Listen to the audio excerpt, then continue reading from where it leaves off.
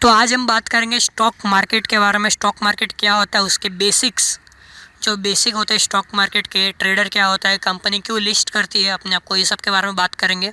अगर आप ट्रेडिंग वगैरह चालू करते हो बिना ये सब समझे, आपको स्टॉक मार्केट सिर्फ एक ही लाइन बोलेगी, पहली फुर्सत में निकल, कोई ज़रूरत नहीं हिंदुस्तान को तेरी। क्योंकि बिना प्रॉपर मार्केट की इन्फॉर्मेशन के बिना अगर आप ट्रेडिंग करोगे तो आपको लॉस होगा। और काफ़ी सारे लोग होते हैं जो ट्रेडिंग स्टार्ट कर देते हैं प्रॉपर इन्फॉर्मेशन के, लॉस बेयर करते हैं, फिर बोलते हैं कि लॉस हो गया, शेयर मार्केट में तो पैसा डूबता है वगैरह वगैरह। ऐसा कुछ नहीं होता, अगर प्रॉपर नॉलेज हो तो हो सकते हैं। तो आज हम बात करेंगे बेसिक स्टॉक मार्केट क्या होता है, क्यों है, कंपनी अपने आप को लिस्ट क्यों कराती है, और इन्वेस्टर होने के क्या क्या फ़ायदे होते हैं। तो काफ़ी एक सिंपल सा एग्जांपल रखता हूँ सामने। तो अगर मुझे बिज़नेस स्टार्ट करना है, बिज़नेस स्टार्ट करने के लिए मुझे चाहिए 1 लाख रुपये, मेरे पास है 50,000 रुपये। तो मैं क्या करूँगा, अपने दोस्त के पास जाऊँगा, उसको बोलूँगा कि तू मेरे को 50,000 रुपये दे, मेरे पास 1 लाख रुपये हो जाएंगे, मैं बिज़नेस स्टार्ट करूँगा और जो भी बिज़नेस से प्रॉफिट होगा वो हम दोनों 50-50 कर लेंगे।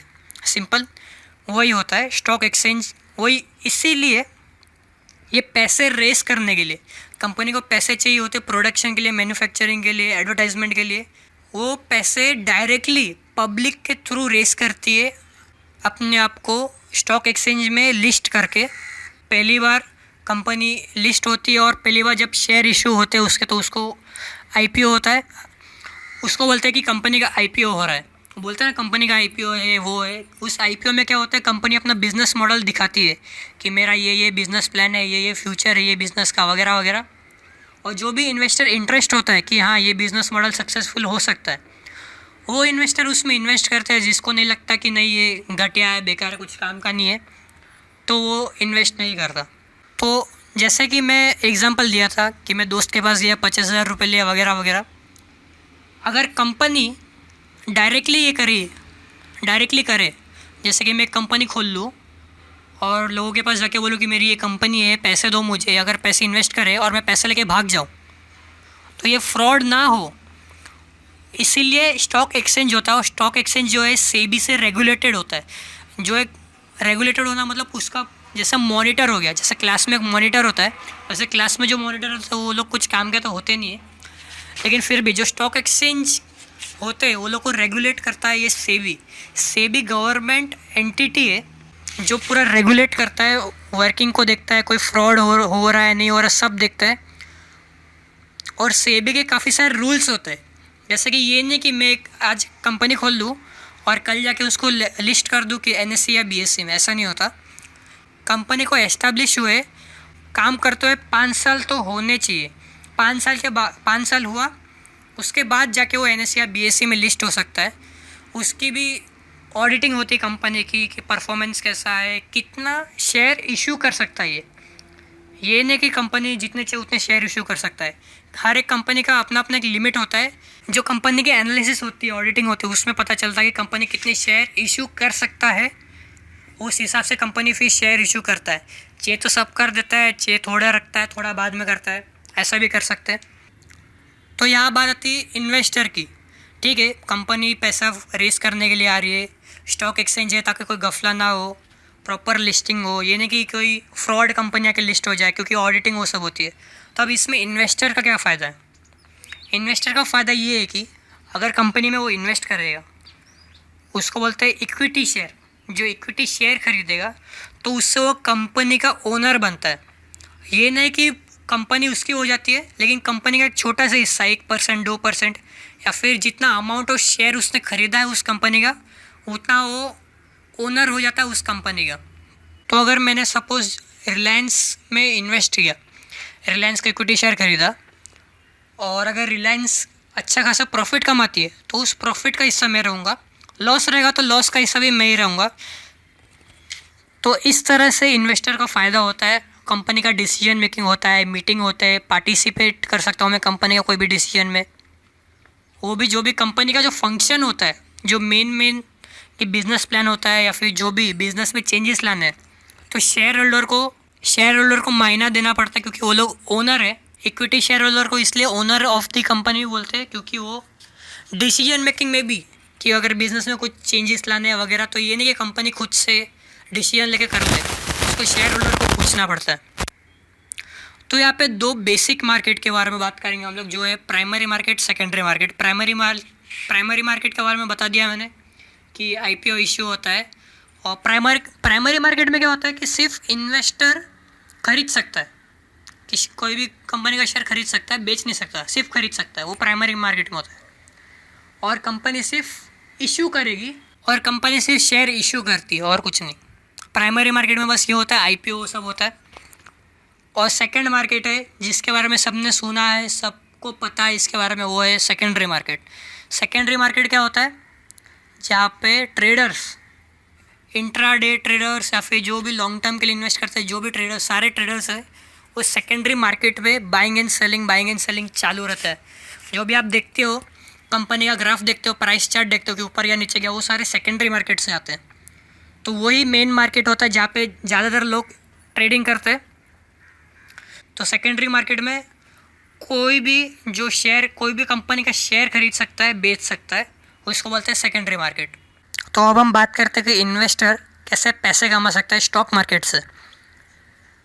तो पहला तो बेसिक एनालिसिस है, technical analysis, fundamental analysis. Technical analysis क्या होता है कि ये एनालिसिस होता है प्राइस फोकस, प्राइस के बारे में बताता है कि प्राइस के अकॉर्डिंग ये एनालिसिस बताता है कि कब खरीदना चाहिए, कब बेचना चाहिए, प्राइस के अकॉर्डिंग कब सस्ते में खरीदना चाहिए, कब महंगे में बेचना चाहिए, वो सब बताता है टेक्निकल एनालिसिस। टेक्निकल एनालिसिस के अंदर होते हैं चार्ट्स, पाई चार्ट बोल रहा हूँ, हिस्टोग्राम, कैंडल चार्ट काफ़ी फेमस है। तो ऐसे सारे चार्ट, उसके थ्रू पता चलता है कि प्राइस गिरेगा कि बढ़ेगा। अभी चार्ट पे प्राइस ऊपर या नीचे तो होता है, लेकिन वो प्राइस ऊपर नीचे कैसे होता है, प्राइस अप डाउन होता है। अगर कोई भी पर्टिकुलर शेयर को बेच रहे, मेजॉरिटी ऑफ लोग बेच के जा रहे, तो प्राइस गिरेगा, उसको बोलते हैं बेयर मार्केट। कंपनी का शेयर बेयर पे गिर रहा है, शेयर का प्राइस गिर रहा है। अगर कंपनी का शेयर प्राइस बढ़ रहा है, क्यों बढ़ता है, क्योंकि लोगों को लग रहा है कि इससे प्रॉफिट कमा सकते हैं। तो जब इन्वेस्टर ज़्यादा खरीदते शेयर्स कंपनी के, तो कंपनी का शेयर प्राइस ऊपर जाता है, उसको बोलते हैं बुल मार्केट। कंपनी का शेयर प्राइस बुल पे, राइस पे बढ़ रहा है, तो ये बुल मार्केट और बेयर मार्केट तो होता रहता है सेकेंडरी मार्केट में कंटिन्यूसली। आपने देखा होगा कि मार्केट गिर गया, सेंसेक्स गिर गया, निफ्टी 50 गिर गया। तो अभी निफ्टी 50 क्या है और सेंसेक्स क्या है, तो निफ्टी 50 है इंडिकेटर, इंडेक्स बोलते हैं उसको, एनएससी का टॉप 50 कंपनी है जो एनएससी में अच्छा परफॉर्म कर रही है वगैरह। बीएससी में क्या सीन है, बीएससी में होते हैं टॉप 30 कंपनीज। उस टॉप 30 कंपनीज के परफॉर्मेंस के ऊपर सेंसेक्स का फिगर निकलता है कि सेंसेक्स इतना है, निफ्टी 50 इतना है, वगैरह वगैरह, ऐसा होता है। तो जो इन्वेस्टर है, जो लॉन्ग टर्म के लिए इन्वेस्ट करना चाहता है, 5 साल, 10 साल, 15, 20 साल, वो फंडामेंटल एनालिसिस यूज़ करेगा। फंडामेंटल एनालिसिस में क्या होता है, ये बताता है कि कहाँ इन्वेस्ट करना चाहिए इन्वेस्टर को लॉन्ग टर्म के लिए। तो अगर किसी बंदे को 5 साल 10 साल के लिए इन्वेस्ट करना है, तो सिर्फ ये नहीं सोच रहा कि मैं अभी सस्ते में ख़रीदूँगा और 5 से 10 साल बाद महंगे में बेचूँगा। तब 5 से 10 साल काफ़ी लंबा टाइम होता है भाई। 5 से 10 साल के लिए अपना मनी लॉक इन करना काफ़ी बेवकूफ़ी हो जाएगी। तो इन्वेस्टर इतने टाइम के लिए इन्वेस्ट करेगा ही क्यों? क्योंकि जैसे मैंने स्टार्टिंग में बोला था, कंपनी का अगर आप शेयर खरीदते हो तो आप ओनर भी होते हो।